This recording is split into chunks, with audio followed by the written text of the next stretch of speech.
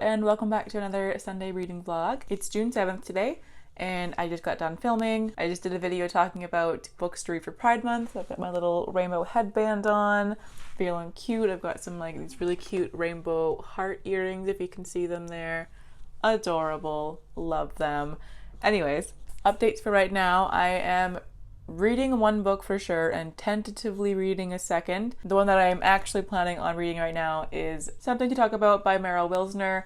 I started it yesterday, I think, on the bus to work. It is so good so far. I am loving it. I do find the one character, Joe, to be kind of rude, but I'm hoping that it's just like a wall that she's put up that she'll have to take down over time.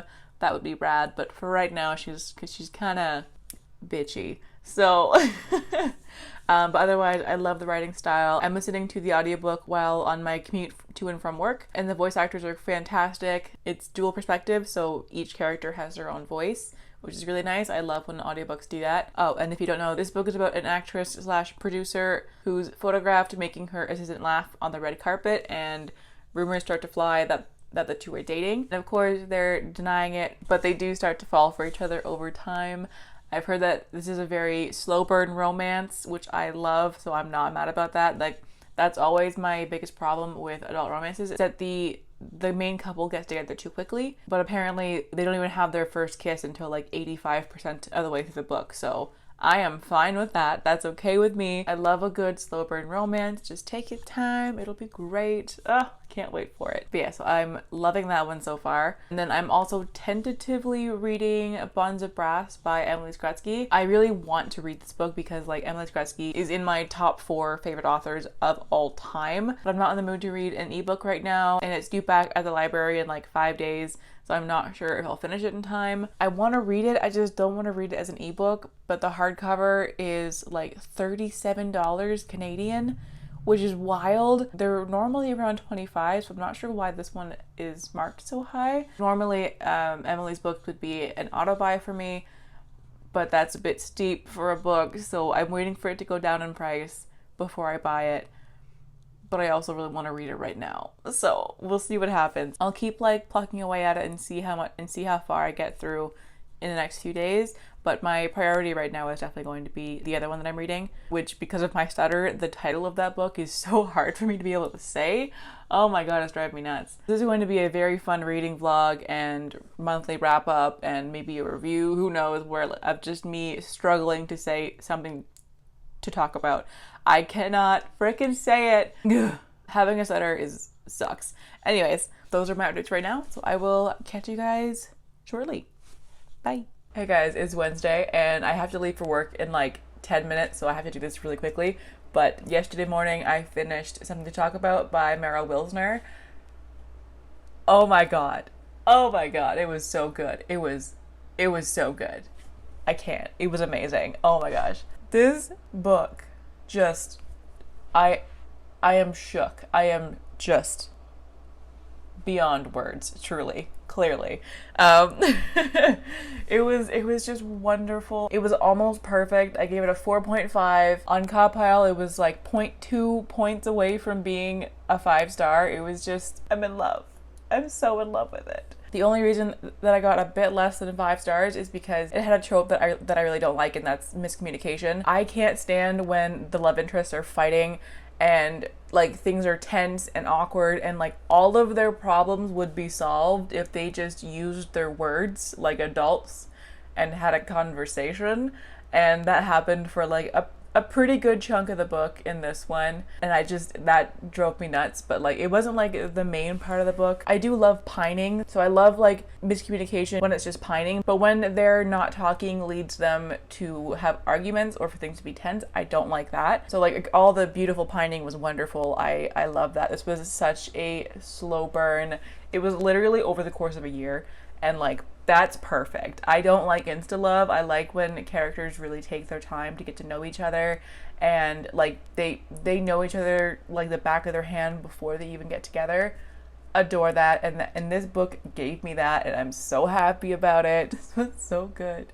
Oh my god. If it just didn't have that little bit of the bad kind of miscommunication, it would have been perfect, but it was just shy of being perfect. But that is still incredible. Oh my god, it was so good. I loved it so much. I need to own this so I can just stare at it and just feel happy all the time. The narrator for Joe's character was fantastic. I thought she did a wonderful job. I wasn't as big of a fan as the narrator for Emma's voice. She wasn't like bad, it just wasn't like my favorite ever, but still wonderful. Oh my god, I can't get over this book. It was so good.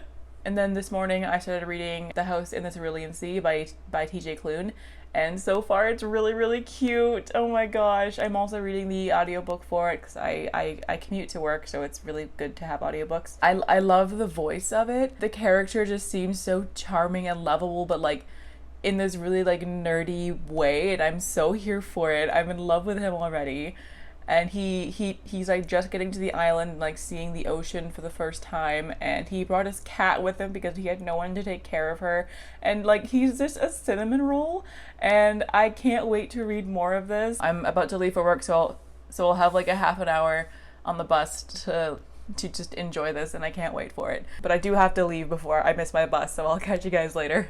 Hello, happy Sunday. Trying a new angle for the vlogging, not really sure if it's working, but whatever. But it's Sunday sometime in June. I don't know what day it is. I'm so tired. Some friends and I went out for ice cream last night, and we ended up staying up talking until like 4 o'clock in the morning in the parking lot, so I am exhausted. But it was really fun, and it was really nice to like actually see humans for once, like outside of work, so that was really nice. But I'm sleepy, but that's okay. But anyways, the reason that I'm here, I finished The House in the Cerulean Sea by TJ Klune the other day, and oh my god, I really don't even have words for how much I fucking loved this book. 5 stars, not even a question. I didn't even bother using Cowpile because it was just tens across the board. Like, it was so good. So a full 5 stars. If I could give it more than 5 stars, I would. It was amazing. For me, this was a perfect book. It was hilarious. It was charming and witty and heartfelt and just absolutely everything that I want in that kind of story. It was the perfect combination of like a realistic romance, but also in like a beautiful magical fantasy setting. I loved the setting and the atmosphere. It's set on an island in the sea, and everything is blue, and there's nature everywhere. And I mean, I feel like me and Linus are one. I mean, we're just the same human, except he's like 20 years older than I am. But you know, we're just the same human. And the second that he saw the ocean for the first time and like his reaction, I'm just like, oh yeah, you and I, we just get each other, man. And so I really enjoyed hearing the story from his perspective and kind of watching him like go from this really stuck up, stuffy government official and just morphing into who he becomes by the end of it. It was so sweet, and the romance was amazing. It was like good and slow burn, but like mainly the real stars of the show were just the children. I do not like children. I don't ever want my own children, but this book, when I got to the end of it, and this is so embarrassing to admit because like it's just a book, but like I was literally lying in bed after I finished this book and just like crying for a solid hour after finishing it, and I was thinking, do I want to adopt a child one day? Maybe I do want kids, like, because it was just so cute. Oh my god, I would have a child if I could have a Chauncey. That's fine with me. And Lucy, oh my god, Lucy was so sweet. They were all so sweet. I loved this entire cast of characters. I loved the messages in it. I thought that it was just really well done. And it was hilarious. I wasn't expecting it to be that funny, but like, it's just so like quietly sarcastic and really witty, and there's amazing banter between everybody. Lucy as a character is just ridiculous but also adorable, and I would die for that child. I'm sure he would kill me himself and really enjoy it, but I would do it willingly just to make him happy, basically. Oh my god, I loved this book so much. I cannot get over how much I adored it. I feel like this will probably be one that I reread at some point again. And like, I don't reread books ever. I've reread probably like 3 series ever in my lifetime. But this one I would absolutely read again just to experience the sheer joy that this brought me. Oh my god. I can't get over it. It was so good. Please just pick up this book. Like, if you need some joy in your life, just read this one. It was so good. Oh my god, I'm probably gonna buy it, to be honest. I'm like trying to be very selective about what books that I'm buying, trying to like not spend money on books that I don't want to read or that I don't want on my shelves, so that I can stop having to do unhaul videos, because I do actually have another unhaul video planned. And like every time that I unhaul a book, I'm just like, this is money that I spent that I could have spent on something that I actually really enjoyed. So now I'm trying to, if it's a book that I haven't read, I'll only buy it if I know the author and I know that I like the author. And then if it's an author that I don't know, then I'll only buy their books after I've read and really enjoyed at least 2 of them. But for this one, like, I loved it so much that I just want to own a physical copy of it. So I'm probably gonna buy it, to be honest. It's a new favorite, like, not even a question. It is on my favorite shelf. It was so good. It was so good. Oh my god.